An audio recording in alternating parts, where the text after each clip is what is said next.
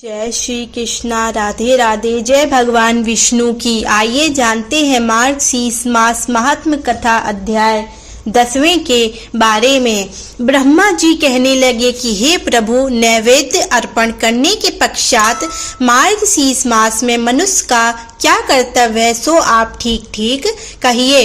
भगवान कहने लगे कि भोजन करने के पश्चात कपूर सुवासित जल से आचमन करावें और जल तथा चंदन हाथ शुद्ध करने के लिए देवें और मुख शुद्धि के लिए तांबूल अर्पण करें। उसके पश्चात पुष्पांजलि देकर भक्ति दर्पण दिखावें। फिर कपूर का नीराजन करें तथा सामर्थ्य रहने पर मुकुट आदि भूषण अर्पण करें और छत्र चमर अर्पण करें।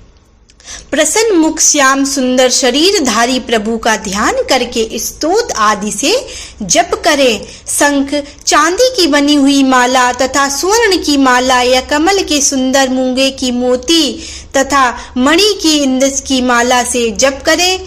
चलता हुआ, हंसता हुआ, इधर उधर देखता हुआ, पैर पर पैर रखकर, सिर पर हाथ रखकर, खड़ा होकर तथा शांत मन से विद्वान कभी जप ना करें। जप, व्रत, होम, पूजन आदि में मौन चुपचाप रहकर गृह में जप करें।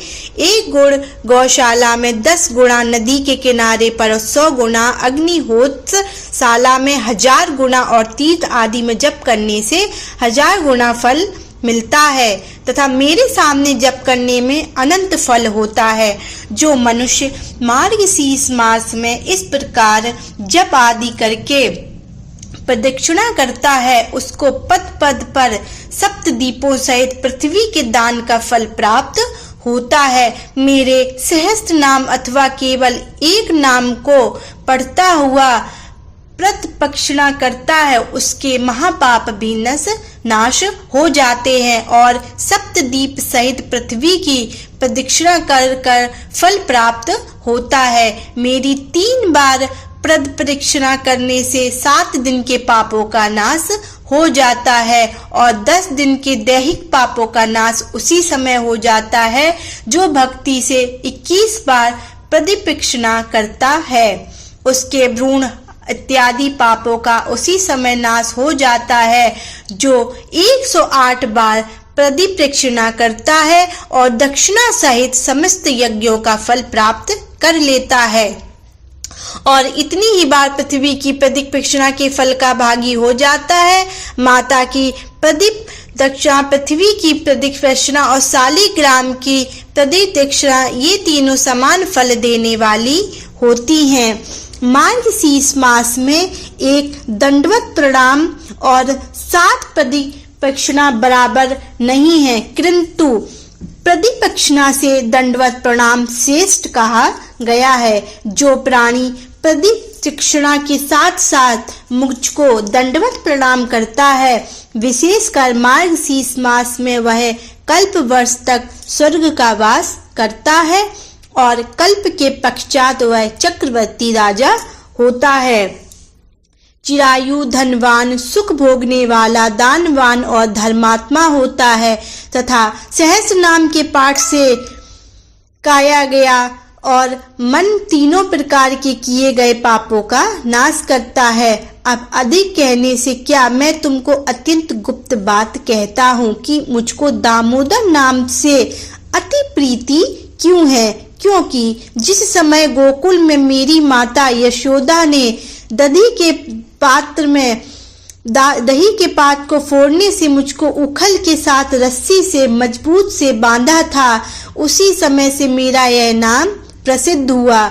जो मनुष्य प्रतिदिन पवित्र तथा एकाग्र चित्त से नमो दामोदराय इस मंत्र का सूर्योदय होने पर 3000 जप करता है और 3500 जप करता है और 3.5 लाख जप पूरा करके उसका उद्यापन, तदांश तर्पण, तदांश मार्जन और तदांशांश ब्राह्मण भोजन करावे। जो इस विधि से इस मंत्र का जप करता है, मैं उसको मनवांछित धन धान, स्त्री, पुत्र और भी जो वस्तु अभीष्ट हो देता हूँ। यह मंत्रों का राजा है। मैंने तुमसे मन कर्म वचन से सत्य कहा है, तुम मेरे वचनों का विश्वास करो। हे पुत्र, दामोदराय नमः इस मंत्र का राज को पढ़ता हुआ साष्टांग सहित मुझको प्रणाम करे। दोनों हाथ, दोनों पैर, दोनों घुटनों, छाती, सिर और मन, इनको साष्टांग कहते हैं। मेरे दोनों चरणों पर परस्पर दोनों हाथ और सिर रखकर, अर्थात दाहिने हाथ से बाएं और बाएं हाथ से दाहिना चरण स्पर्श करता हुआ अपने सिर को मेरे चरणों में रखे और कहे, भगवान, संसार सागर के मृत्यु रूपी ग्रह से भयभीत होकर आपके शरणागत आया हूँ, आप मेरी रक्षा करें। फिर मुझसे प्राप्त आशीर्वाद को ग्रहण करके मंत्रहीन यह मंत्र पढ़े, अर्थात मंत्र होना क्रियाहीन होकर मैंने आपका यह पूजन किया है, यह पूर्ण फलदायक हो। मार्गशीर्ष मास में मृदंग बजाकर प्रयाग का गाना करता हुआ मेरे सामने नृत्य करने से अनंत फल को प्राप्त होता है। हे पुत्र, गीत, वाद्य, नृत्य और पाठ यह मुझको सर्वदा अति प्रिय है। हे पुत्र, गीत, वाद्य और नृत्य के प्रभाव में मेरे सहस्त्र नाम, सत्य, राज, गजेंद्र मोक्ष, मनु कृति और भगवत गीता, ये 5 स्तोत्र मुझको अत्यंत प्रीति करते हैं। जो शालिग्राम के चरणों तक का पान करता है उसको हजारों बार पंचगव्य पीने की क्या आवश्यकता है। जो शालिग्राम शिला एक बूंद जल भी पान करता है वह मनुष्य मुक्ति का भागी होकर माता के गर्भ में फिर जन्म प्रवेश नहीं करता है। जो शालिग्राम शिला के जल का पान करते हैं और अपने सिर पर इसको चढ़ाते हैं उनको जन्म शौच अथवा मरण शौच का असौच नहीं लगता। मरते समय में जिसको यह दिया जाता है वह पापी होकर भी अच्छी गति को प्राप्त हो जाता है। जो अपेय मगादि न पीने योग्य चीजों का पान करता है अथवा मांसादि भक्षण करता है तथा पर स्त्री गमन वाले प्रात्मा मनुष्य जो भी है वह भी शालिग्राम की शिला के जल को धारण करने से शीघ्र ही पवित्र हो जाते हैं, क्योंकि शालिग्राम का जल चंद्रायण तथा पाद कुछ व्रत से भी अधिक श्रेष्ठ है। मेरे चरण जल से मिला हुआ शगर, कुमकुम, कपूर और चंदन पवित्र को भी पवित्र करने वाला है।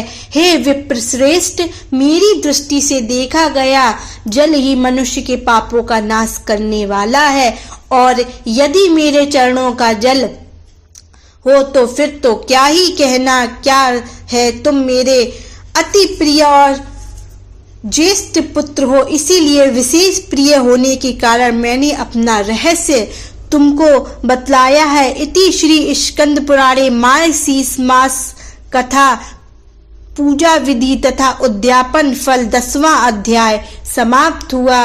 राधे राधे। जय श्री कृष्णा। जय भगवान विष्णु जी की।